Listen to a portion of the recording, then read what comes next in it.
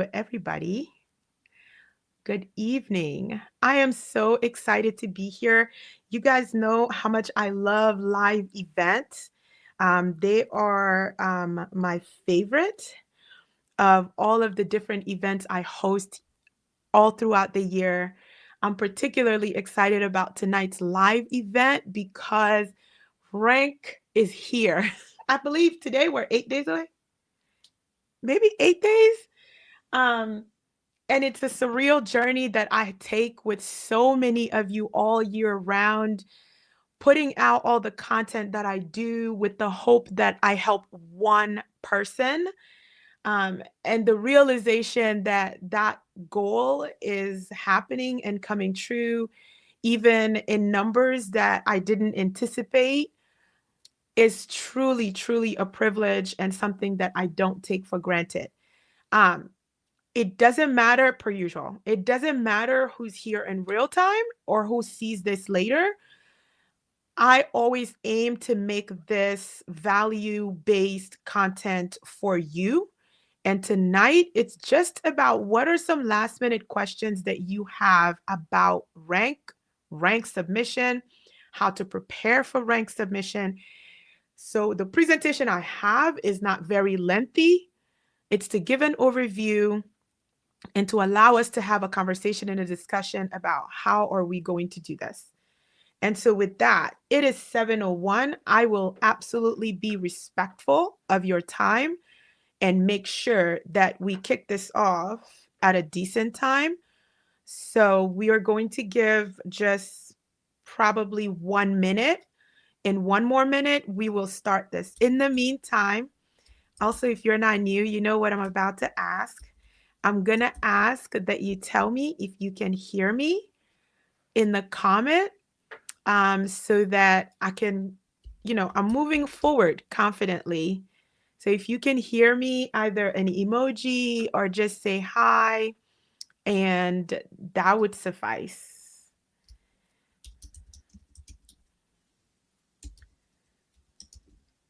And that would suffice. So let me see if anyone's playing along. Yes. Welcome, family. Hi, Hillary, Sarah, Regine, Destiny. Hi, honey. How are you guys? It's always the day ones. This is how I know how serious you guys are. And I go as hard as I do because I know that you guys are serious. You guys are super serious about this. We're not going to give it a long time because we have a lot of stuff to talk about, and I want us to have time. Hi, Sherry. I hope I pronounced that correctly, or it's Sherry or Cherie, but I'm going to go Sherry. You guys, we're going to go ahead and get started. Welcome to this live event that is like one of my favorite. I know I say that all the time because they all are my favorite because it's an opportunity for me to engage with all of you in real time. If it's your first time at one of these events or your first time seeing my face, hearing my voice, coming to one of these, my name is Saleh. I am founder of Resi Prep 360, a program that I started and created because I was interested in creating a program that mimicked the type of mentorship, guidance, and support that I was looking for when I was looking for residency. This program's aim is very focused and singular on developing highly competitive residency candidates that absolutely will match at phase one. That's my promise to you, and all of the work we do together through all of the channels that I have touch points with you on. It's with this singular goal in mind. I want you to match at phase one, and I'm prepared to help you through that in a very, very personalized manner, and making sure you know that I am not behind you, in front of you. I'm standing right next to you in this journey. I am on a mission this year to grow this YouTube channel. If you are here and it's your first time here and you're not already subscribed on this channel, please subscribe on this channel. This is my goal for this year, to grow this channel. The growth on this channel is going to be a huge indicator for me to let me know that the content that I am putting out is absolutely necessary and valued. So when you subscribe, also share the channel and its existence with other friends that you have that may potentially benefit from all of the information that we share and exchange here, because this absolutely is an interactive platform. And so, with that, I am going to get to what everybody's here for. First of all, congratulations for making it this far. If you are here, it means a few things have happened that have worked well for you. You made a decision that you wanted to apply for residency. You identified programs that you wanted to apply to. And then you took the bold step towards actually putting a very competitive packet together, applying to those programs, and you were rewarded with interview offers. You went on those interviews and gave that your absolute best.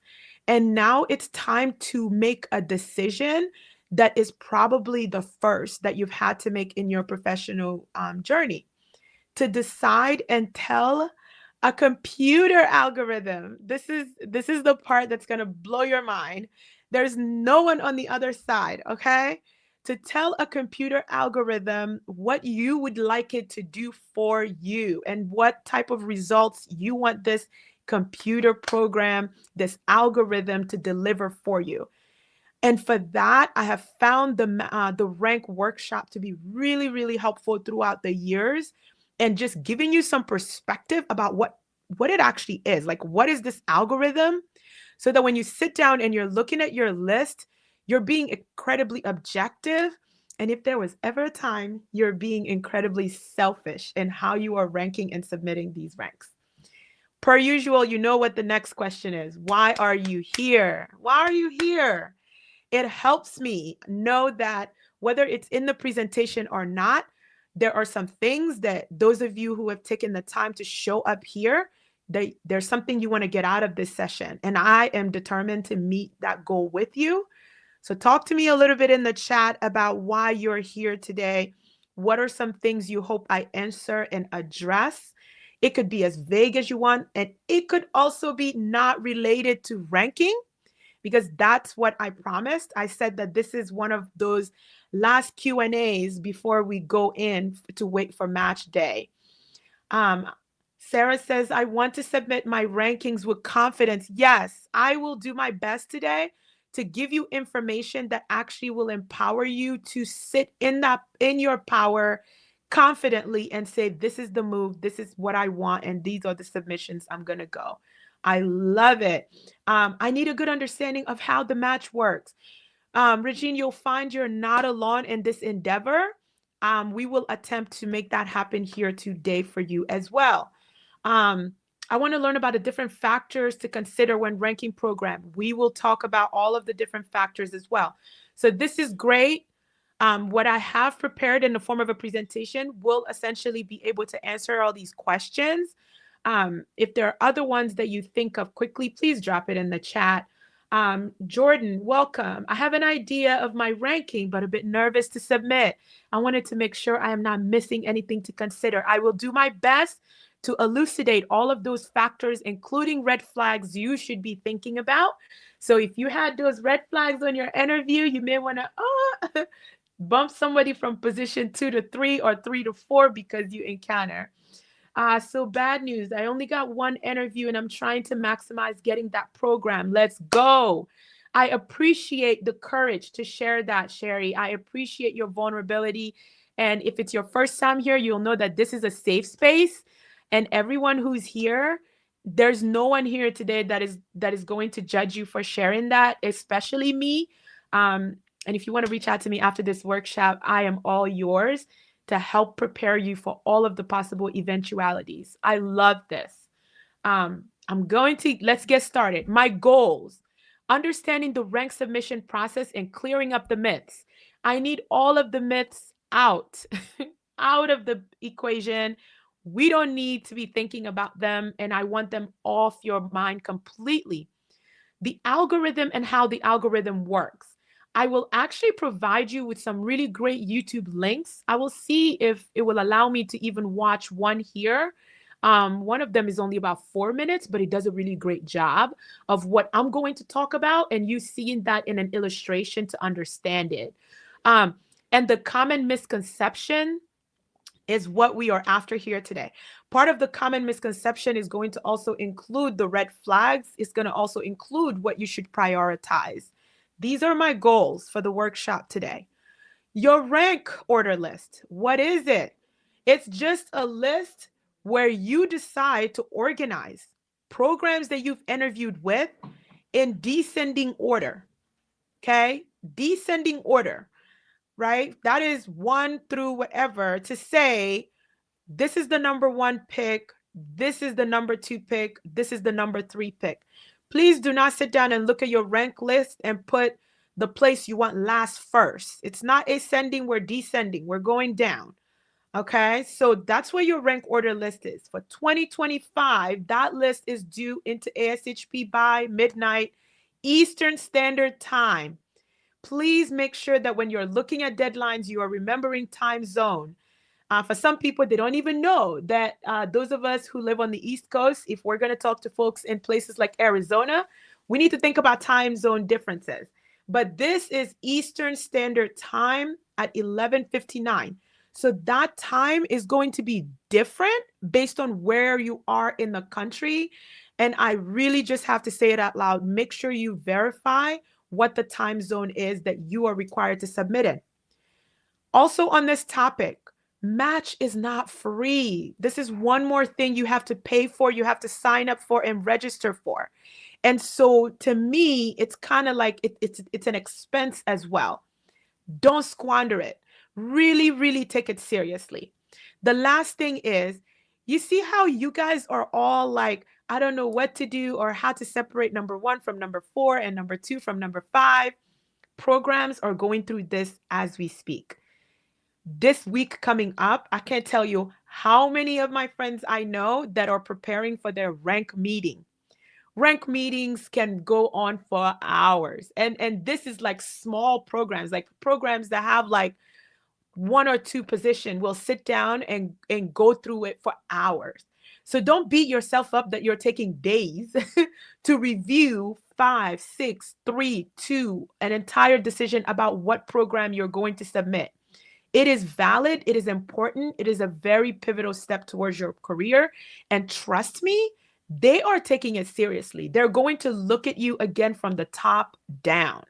They're going to look at you again from what the application and what the letter was, what the quality of that was, all the way to the caliber of candidate who presented themselves to them, how you interviewed. And there was an opportunity for you at every one of those steps. And you made it to this point now where we are having a discussion about rank. Timeline for submission, really, it's just that both you as the candidate and the program, you finalize your ROL and you submit it. April has a question. April, your question's noted. I will address it in just a bit. Thank you. Drop the questions in the chat. April's a pro, so she knows that I love questions in the chat. Drop them in there. Both candidates and programs are going to go through this process. Everybody's in the same place right now, and they're going to finalize their list. Once they finalize their list, you both go and you rank in order of who you want number one all the way to who you want at number X, and you click submit. Once you click submit, a lot of people don't know this, you're able to come back and revisit your rank list and make edits all the way until 11:59. But when submission closes, it is a done deal. That list is solidified and frozen. You've locked it in. That's the list that you're going to be put into the algorithm with. You submit, the program submit, and everybody goes in. And then we all go through this horrible, horrible, horrible, agonizing 2 weeks of wait for the big reveal. The algorithm starts with you, and we'll talk about this in detail a little bit here. The algorithm does not start with the program. I'm debunking a myth before I start there. But it starts with you. If you tell it that you want program, you want Winterfell University. Winterfell University had 4 positions to offer, and Winterfell University is your number one, and Winterfell hasn't filled 4 positions yet, you get tentatively matched to Winterfell. And that's how it starts. It just starts by collecting who are all the people that have selected Winterfell as a number one. Let's grab all of them and put them together. Now, who does Winterfell say out of this whole group that they want as number one? If that person is on Winterfell's list as well, and you as a candidate have Winterfell on your list, you have a match. All of those are the programs you listed, they go right back in. Those positions get tossed in because we only need one possibility of a match, and they move on to other candidates, right? So the match only happens for a match to occur. For a match to occur, the candidate has to select that program on their rank list for the computer to know that you have an interest. And it'll do what's called a tentative match, because it starts with, first of all, finding out who are all the people that have this program on their list. The second thing it does is it then goes to the program's rank list and see if the program also has you on their list as a candidate that they are interested in and a candidate who ranks high.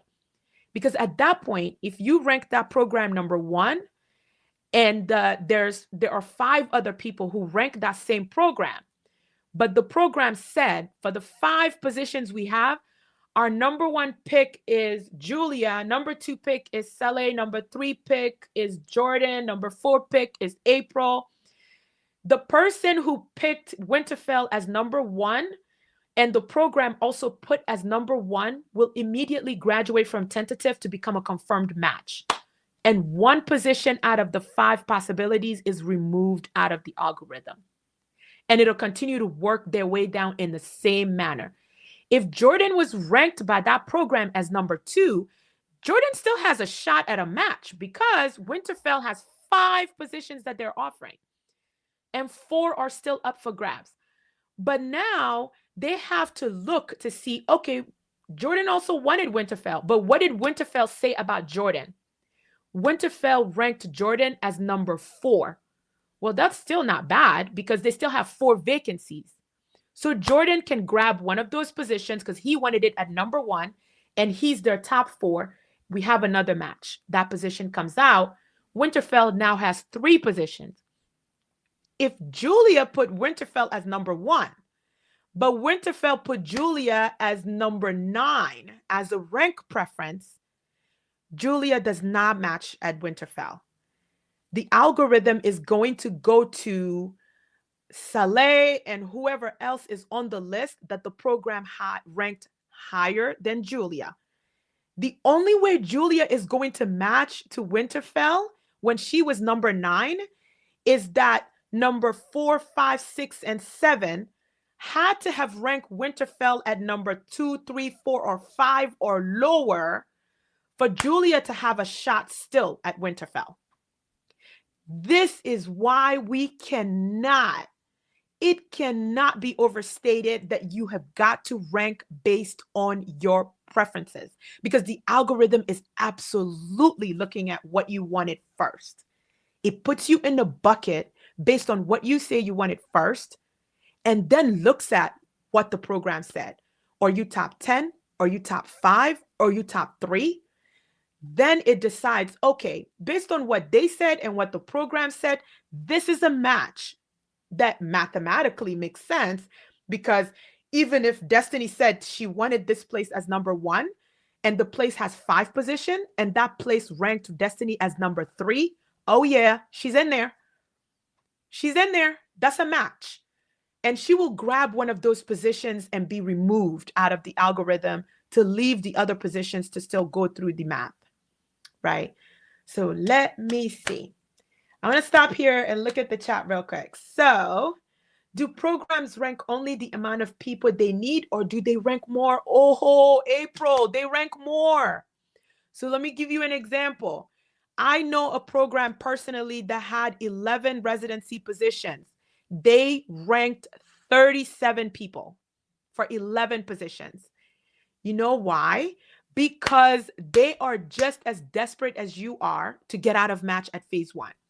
So they will play the mathematical game of ranking double the number they want. This is why I tell people not to lose hope, right? So Sherry, to your point, yes, it's one. First of all, I know too many people that only had one interview and match. So I am never discouraged and disheartened when the number of interview isn't big. The statistics may not be on your side for a successful phase one match, but it is not unheard of. Like, that's the part I want you to really remember. It is not unheard of. One, two, three interviews getting out at phase one and six interviews not getting out, because it's all about the level of preparedness and the level of seriousness with which you interviewed. If you went to these interviews and you did what needed to be done to demonstrate to them why you are a fit for this place and what you have to offer them, the number of interview is absolutely insignificant. It will not matter in the end. Remember, again, you only need one. Once that match is solidified, you're completely out of the algorithm because you go in the pile of people that have matched. Right? So that answers April's question. They absolutely rank more, way more than what they need, because they don't want to end up in phase two. They just don't. They don't, right?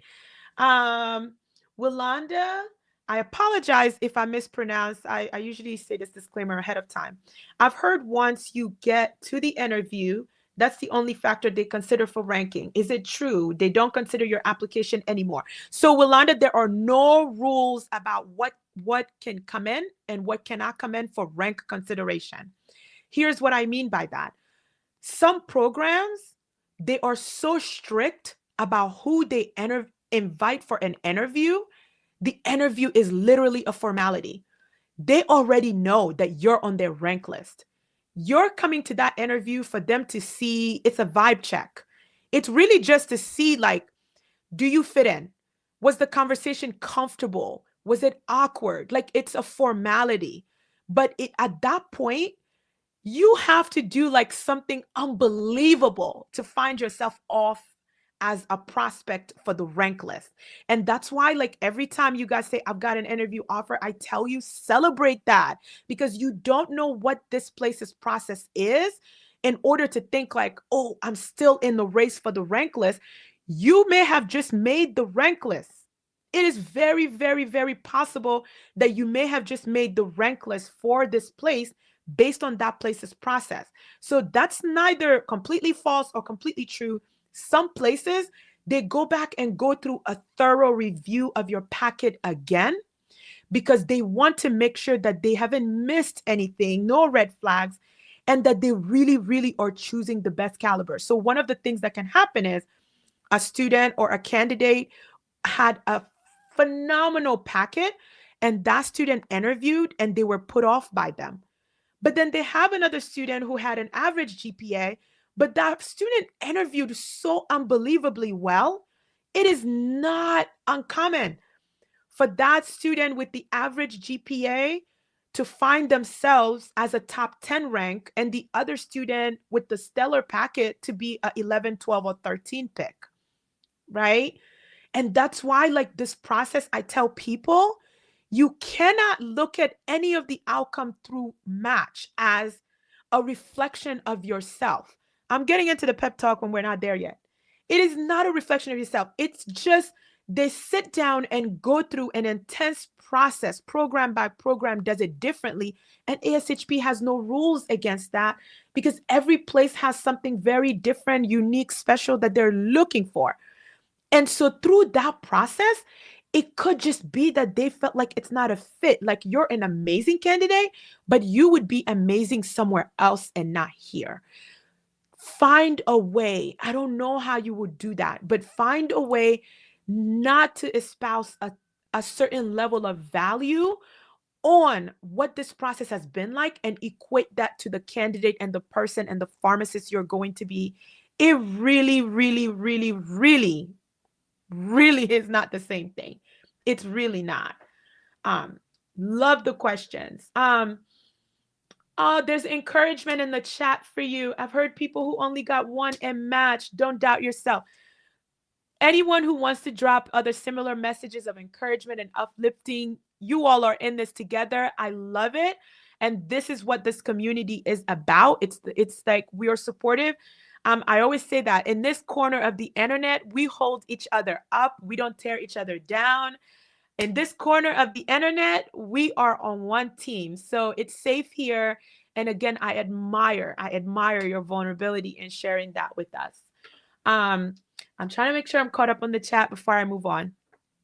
So we're gonna play a game, and y'all are gonna help. Look at my game is not working. This was supposed to pop in and be animated, and then you'll tell me, is it true or false, right?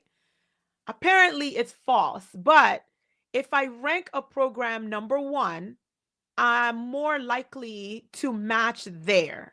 That is not always true. If you ranked a program number one and that program ranked you number 12 and they only have four positions to offer, you're up against some really, really, really big odds.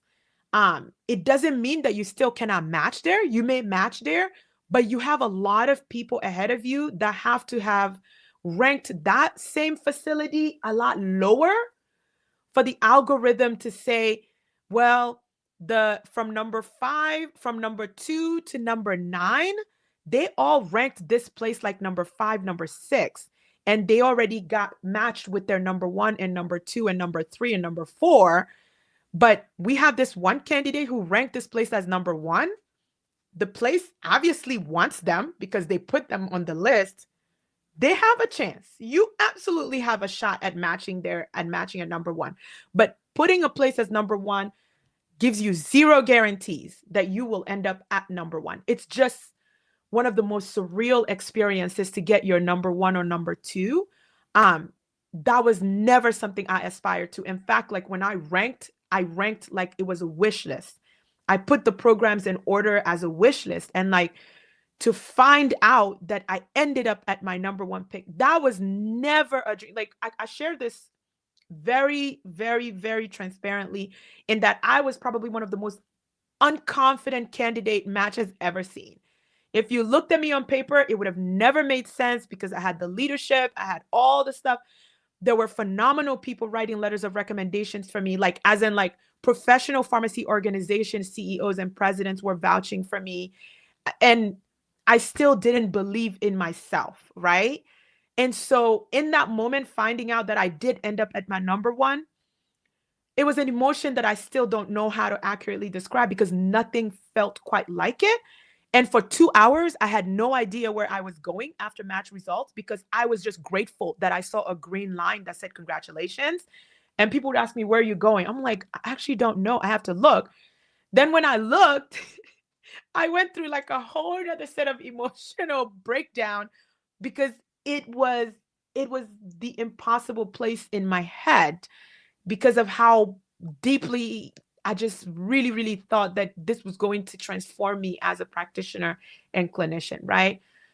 It's a very emotional day. No matter what happens that day, it's going to be emotional because you set your sights on something and accomplished it. And it's a feeling that is going to be really difficult to replicate and or describe. Myth number 2, if I don't rank all my interviews, I'll have a better chance at my top choice. That's a no. That's a hard no. That's a like, no, no, no, no, no, no, no. Right? You don't decide. Like the thing that decides if you're going to rank all of your programs or some of your programs is going to be about your preferences. It's going to be about the rotation experience. It's going to be about the interview experience you had. It's going to be about your professional goals, that or the distance, right? Distance can be a deal breaker at times. Like something changes in your family dynamic. God forbid, a parent suddenly is diagnosed, and you want to be a part of that health journey with that person every step of the way. It's easier to do that when you can just drive across town to check on them, when you can go sit with them through treatment, than it is when every 3 weeks you have to take a PTO day to fly home or to take the train home or to drive home to be a part of that person's treatment. And you want to be there for the people you love.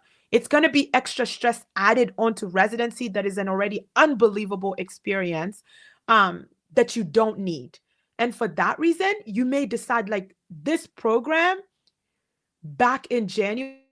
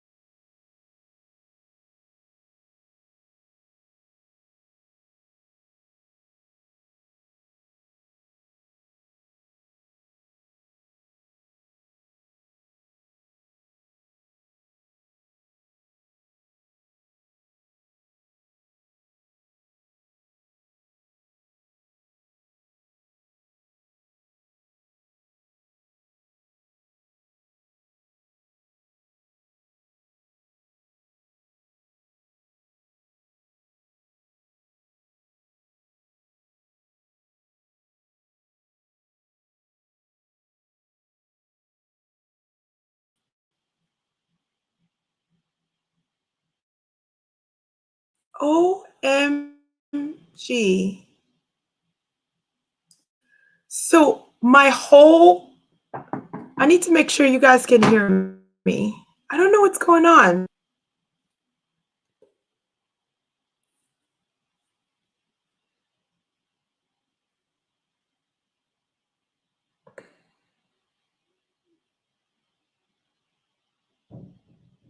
Yes. I have April saying that yes, you can hear me. I can see and hear you. Oh my gosh, that was the weirdest thing. My entire screen, like my entire computer, just completely went black. And I'm like trying to figure out, oh Lord, I'm sorry. Ha. Well, the advantage is, and we're back. Sharon, we lost you for like 5 minutes. I appreciate you guys' patience. Thank you.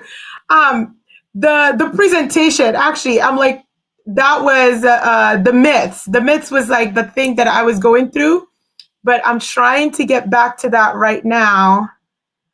I was just like, what just happened? Like everything just went blank. So we'll figure out what that's about. Questions for me because you were giving the best pep talks.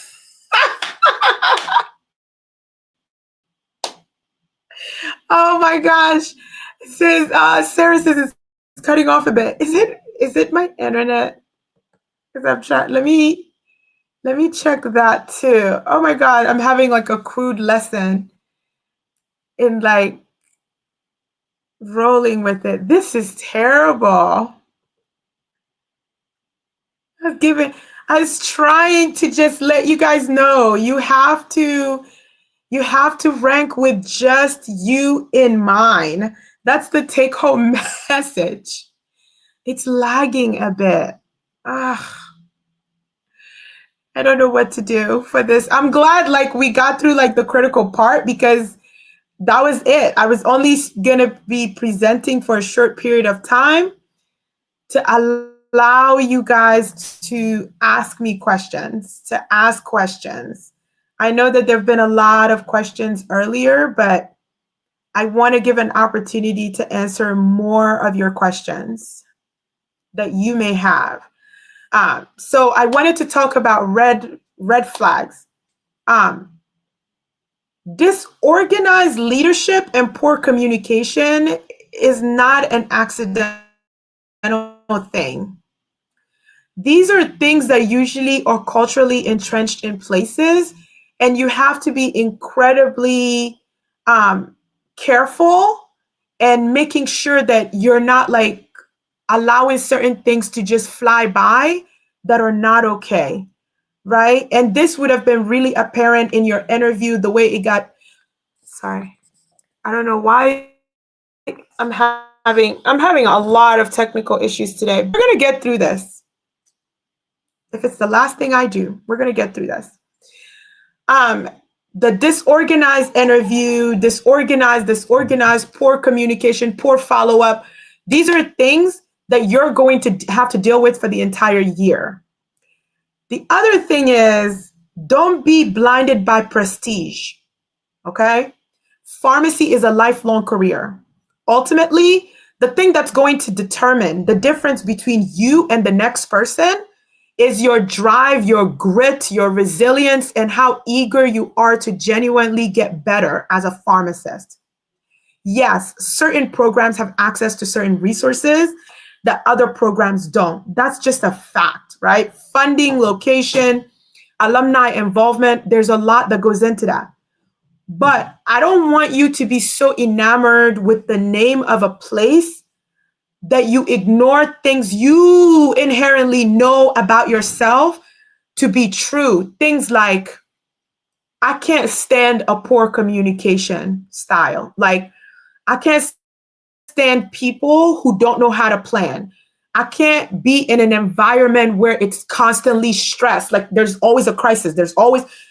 The ceiling is constantly caving in, and it's not because the work is hard. It's just because the place is so disorganized and no one here has a good understanding or sense of what effective time management actually means.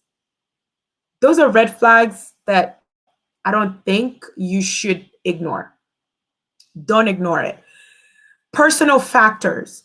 I have traditionally, I think most people struggle the most with determining between position number one and two. They tend to like fall in line in a much easier way um, than position one and two. But three, four, and five will tend to kind of fall into place really, really easily. But how do I know my number one pick from my number two pick? These two were the ones that I kept changing and changing and changing until literally like it was like 11:40 when I submitted. At that point, my boyfriend, who's now my husband, he was like, well, at this rate, you're not going to be in the match at all. Like if you don't just break up with this thing, just click submit and walk away, right? Because I kept coming back and I was never ever changing three, four, five, or six. No, I wasn't changing that because I ended up going into the match with nine selections. I was fortunate that all of the interviews actually did pan out and I saw myself actually being at all of them. But number one and number two were by far the most difficult decision. They both were in the same city. They were both academic medical center. They both had strong, very strong, world-renowned reputation for acute care training. They both were serving and passionate about medically underserved and underrepresented population. Like I literally couldn't figure out how to pick them. So I ended up picking number one because I genuinely loved it there. And I remember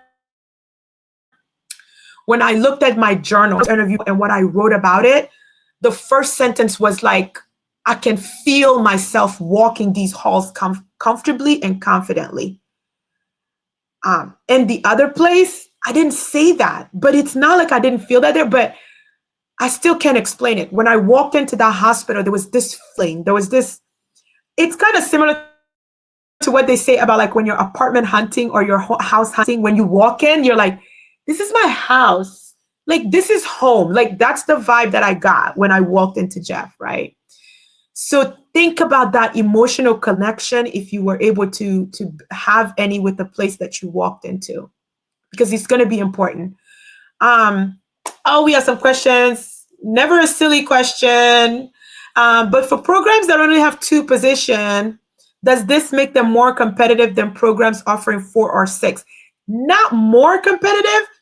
It just statistically makes them more restrictive. Because for here, you're basically competing. I would say if you are top five, you could still match here.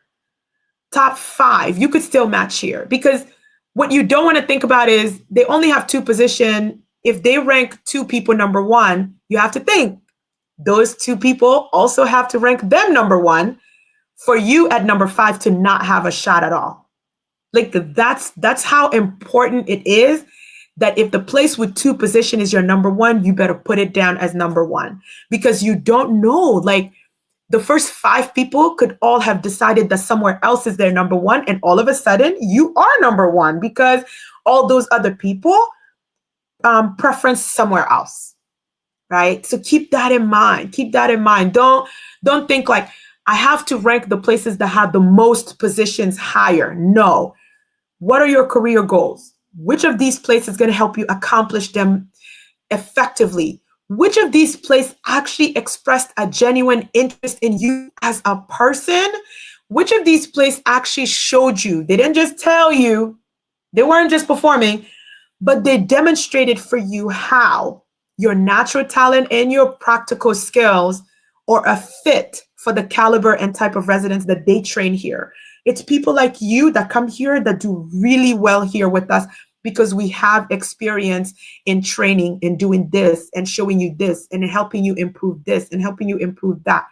Those are the things that help programs come out ahead of others. Jordan, I have my number one and number four, but it's the ones in the middle that keep going back and forth with. Any tip? Oh, wow, that's such an interesting one. Okay, so you're kind of in a good place because you know absolutely this is the pick. You guys, I think it may be my internet, but that still doesn't explain why my screen went black. Like my whole Mac desktop just went black, all of it. But my internet is also acting crazy. I cannot thank you all enough for the grace you're extending to me right now. Um, but Jordan, so like if I understand your scenario well, you are certain the place that's number one, and you're certain the place that's like your least favorite, but it's all the other ones in the middle. I would say the way you get number two is by figuring out, like literally put them figuring out the two places you figured out. What was it that made number one such a clear choice? And what was it that made number four such a not so clear choice? Because number two is only going to have one thing, two at the most, that they're missing from all of the things you love about number one. And then take number three and put it up against number two in the same manner. It has all these things, but it's this. And let me tell you something. There was this one year for this one girl, the differentiating factor between her number one and number two was her commute. Like it was that simple. And she was just like, Dr. Chera, I'm trying to know who I am. I can't work effectively at home. Right. So the fact that I'm thinking in my head, if I'm going to be at the hospital in my office working really, really late, I don't want to think about a commute that's 40 minutes.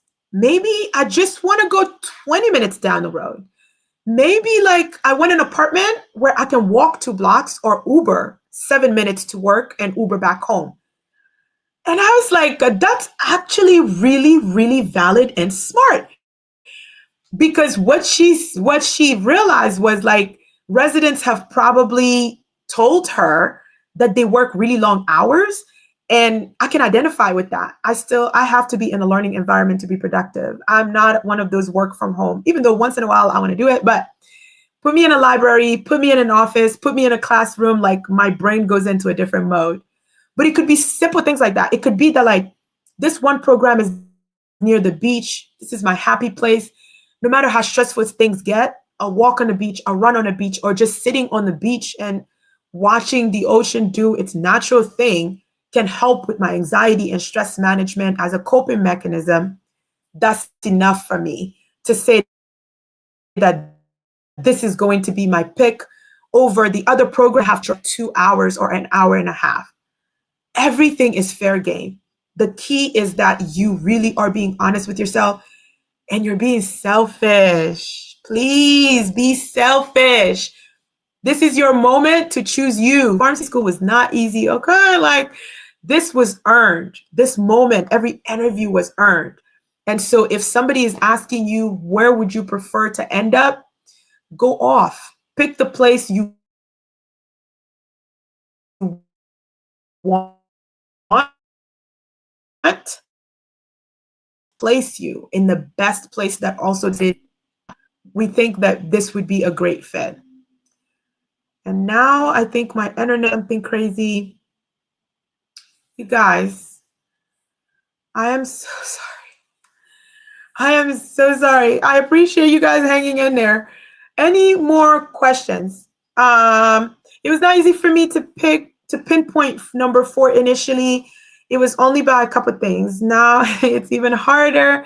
So I will try my best, focus on how they are different from one another and go from there. And Jordan, let me know how you're faring out. You totally can do this. If number 1 is clear, you're already off to the races because most people, that's the one that they struggle with. I want to touch a little bit on something I don't wish on anyone here, but for anyone who's going to be watching this on playback, I just want you to know that this process, unfortunately, everything is in the cards. Everything is in the cards. If phase 2 is what has to happen, do it. Because your pursuit of residency wasn't about proving a point. It was about the fact that you believe that if given an opportunity to train, you have a lot that you can offer a community. right? The things that, so keep your why in your mind for the things that you know that if someone helps you become a better pharmacist, a better clinician, a better critical thinker, you have a lot to offer a community. I want you to stay grounded in that and don't let the shock of phase two kind of discourage you. A lot is going to happen that day. I'm going to do my best to be very respectful of your privacy. I do what I do every year. I never text anybody.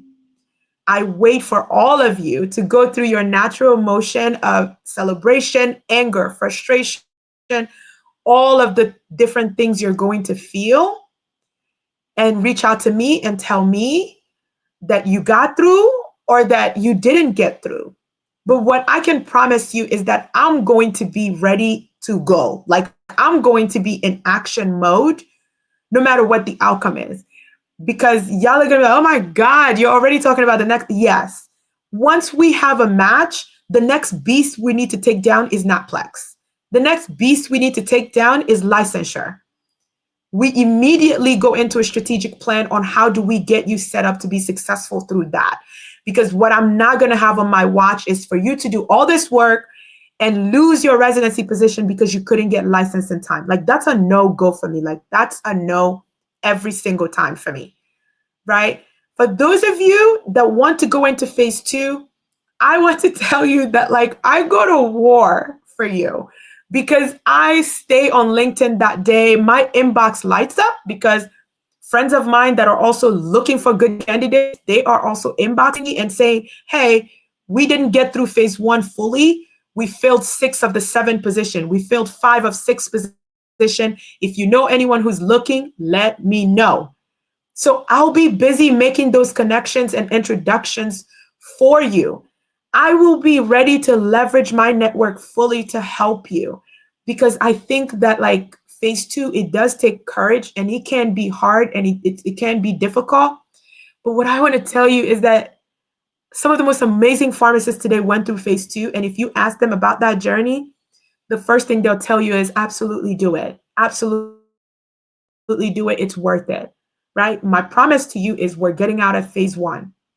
But if we don't get out of phase one, it's important for me to make sure that you know that I'm ready to do all of phase two with you, no matter what it takes. Because I genuinely believe in each and every one of you. Like, don't believe, and I'm not going to allow you to buy that something is wrong with you, and that's why you're finding yourself in phase two. It's nothing to do with you, it's a fitness issue. And for phase two, it happens really, really fast. So I'm going to be coming really quickly and fast at you. But I try to also be mindful that maybe you need a day or two to decompress and process what just happened to you. But I'll also tell you, like, if you're ready to go to war today, I'm ready to go with you and support you through this any way you need. I genuinely wish everyone the best. Um, isn't it harder to match in phase two? I always heard that. So, what they mean by harder to match is the number of position pool shrinks. But what no one talks about is the number of applicants also shrink, right? People drop out at phase two. Like every single year, positions for residencies go unfilled around the country, right? So you're thinking, oh, the competition is going to be so stiff. Of the 2,000 people that didn't apply, that didn't match, a fraction of those are going to not go to phase two. They're just going to not do it. They're too disheartened. They're too heartbroken. They can't see how to push forward. And that's what I try to make sure, like, I don't leave you down there. I want to pull you up to the place where mentally you're focusing on the fact that you have all of the components ready. All the components are ready. Update the CV. Let's look at the list of what's left. What are you open to? What are you not open to? Let's go through this, right? Will we need reference writers for phase two? So that depends.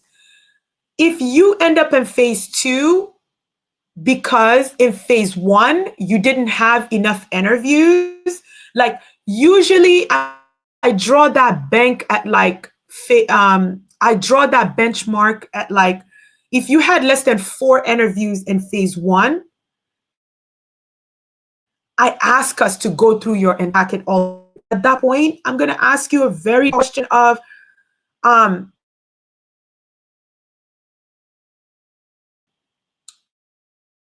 lagging. That's why I'm pausing, because I just want to make sure I can still be heard. Internet. I think this is nothing more than I have really poor internet. Oh, okay. It's my internet for sure. Just got confirmation. That's definitely my internet.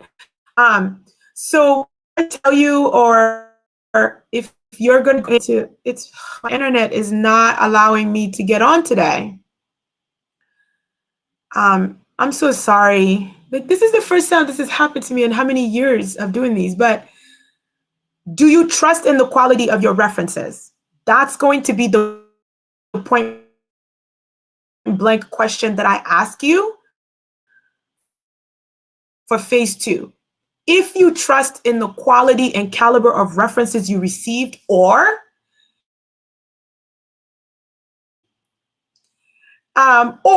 if you think that after you submitted your application, you had an amazing rotation experience, and there's a new preceptor perspective, like you had an ICU rotation, you had an AmCare rotation, and now you have a second clinical reference that you can add to your packet. I would tell you, let's replace one. Let's get rid of one that was maybe from an administrator who's talking about your clinical aptitude. Right? Let's do that as a strategy for phase two, because you want to just bolster your application any way you can. But you can use the same. You can use the same references. Like, if the references that you have in there, you're like, those references were great. It can't get any better than that. We will leave the references alone.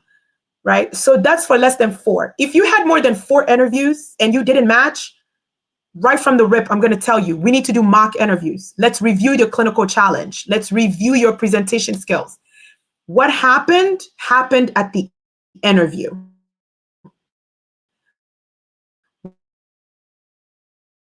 Whatever it was, it happened at the interview. Because if you was better, Sabrina, I'll get to your question in a second. I'm going to repeat a statement when my internet was acting crazy, right?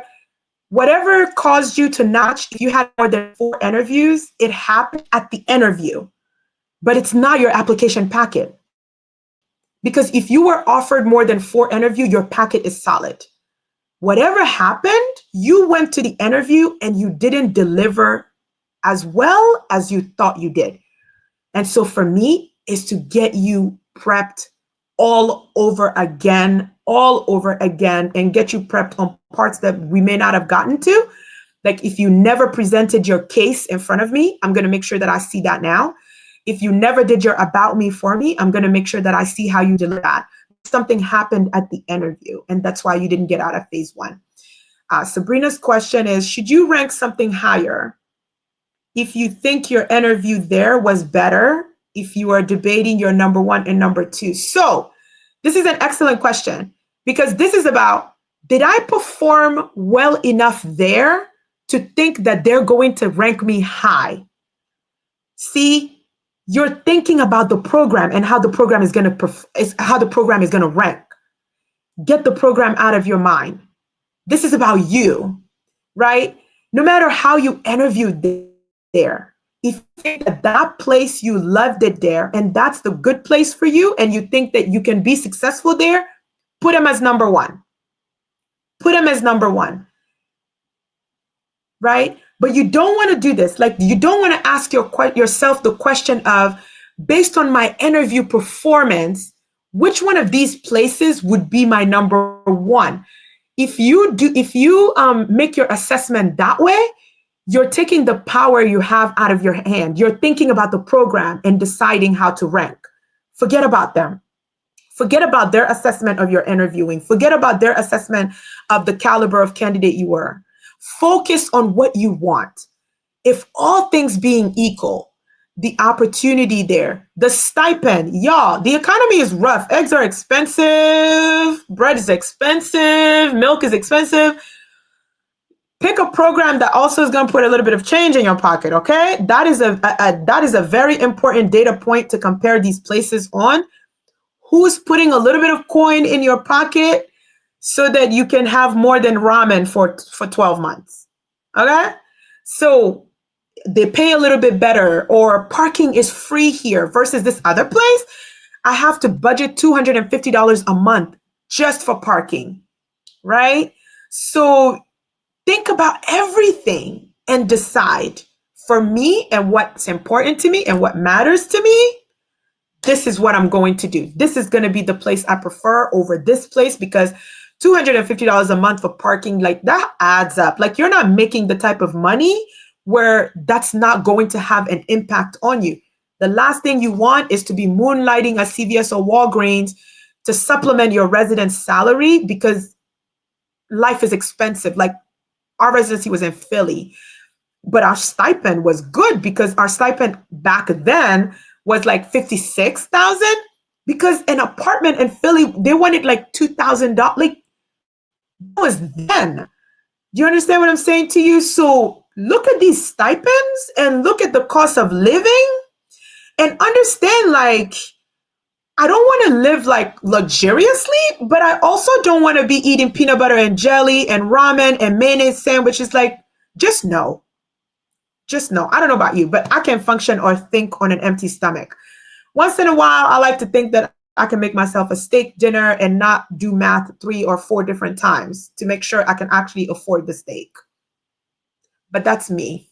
Okay? That's just me. So think about all these things. But these are the things that help you figure out what's going to be number 1 versus number 2. Like, our program, they gave us money on our card where we could eat for free at the cafeteria. Every quarter, we got some money on our card that we could use at the cafeteria for lunch stipend. These are all things that added up, because if I don't have to go to Panera and Starbucks and I can buy coffee from the caf and the coffee shop downstairs, that's money I'm saving, right? And it was very helpful, because at the end of residency, I had enough money actually put aside that I was able to take 2 months off just to sleep. Like, I was done. I was exhausted by the end of residency. But I also used those 2 months to figure out, I'm going to study for BCP, and then I'm going to look for a job at this month, and I'm going to interview. But I was able to, like, recuperate. I was able to rest. I was able, like, I didn't have an apartment. I came back and stayed in my sister's basement and just slept. Like, she'll go to work, come back, like, you had those on last night. Yup. And, like, I'm not going anywhere or doing anything. I just want to wake up, sleep, eat, come back downstairs, sleep, eat. Like, that's it. I was exhausted after a 3-year program straight into residency. Yeah.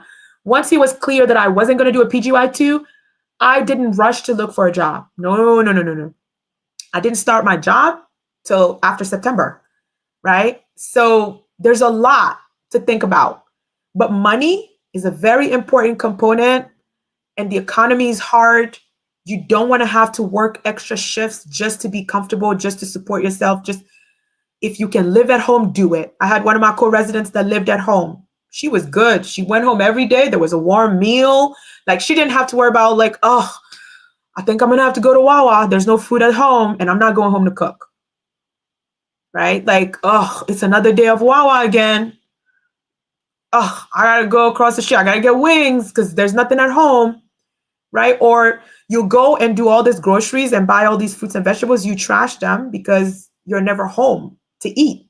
Like, you cook, but you're not home to eat. We live at the hospital. It's so sad. Like, we live at the hospital. Like, we were calling our apartments our storage facilities. You understand what I'm saying to you? So because I wasn't going out to happy hour, I wasn't going shopping, I wasn't, right? There was no work-life balance. It was all work. That's how I saved money. I ended up with, like, enough money to be able to just be off for 2 months. You understand? So ranking is serious business. And I just wanted you guys to understand, not to think about the program. Think about you and you only and what you want. Is the distance reasonable from where your significant other and your partner is the distance reasonable between where you would find an apartment and the hospital? Is this even a city you're gonna like? Right? Like one of my residents like was miserable, hated Philly. Oh my God. I hated here, I hated here, I hated here, right? The entire year. Right? Like these things matter. But really think about it and make a decision. Um, yes, I did a bundle at a hospital for Appies and wish I bought more food from home rather than buying from Panera every single day. So you've already had some experience with what that means. That should be a data point when you're ranking. Like, I want to pack lunch every day so that I'm not spending money on food outside. And if I'm spending money on food outside, it better be because the hospital is giving me a stipend. You understand? I can't tell you guys how grateful I am for the grace. Everyone who came stage, I really appreciate your presence here. If it's your first time here and I don't know you well, please reach out. Reach out. I love to know that all the crazy stuff that I'm putting out is reaching people, is helping somebody. Um, please help me grow this channel. Please help me grow this community. Um, Next year when other people are going through this, I hope you refer them to this channel, you refer them to me, and tell them to check out the content and the work that I'm doing here. My goal is to make this journey a little less isolating for everybody who's going through it, because I felt very, very, very, very, very unconfident and isolated through this process. Um, and I want to create a community where that's not reality for anyone who's going through this and anyone who wants. What if there's some info that I can't find answers to? Like certain questions are popping in my head that didn't before. Jordan, hit me up. It's Resi Prep across all platforms. Hit me up. LinkedIn, Instagram, TikTok. Whatever random thoughts come through, just go ahead and send me a DM and I will do my absolute best to respond to you in a timely manner.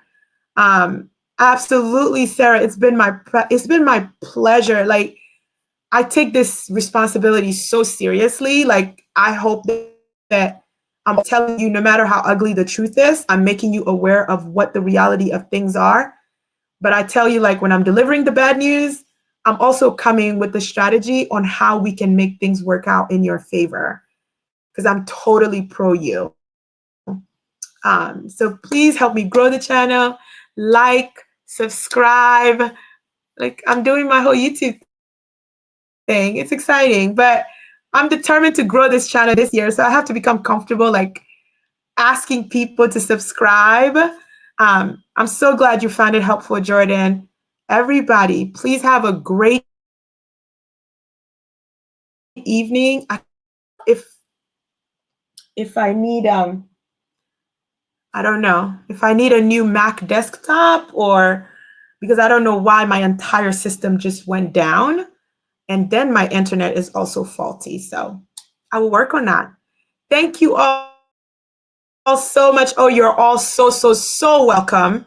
I appreciate your time and I appreciate you being here. I appreciate the engagement in particular. I appreciate the engagement very much. And have a great night. Bye, everybody. Thank you. Bye, Hillary, Destiny, Sabrina. Thank you, guys. I appreciate it so much. Bye. Bye, April. Thanks for coming.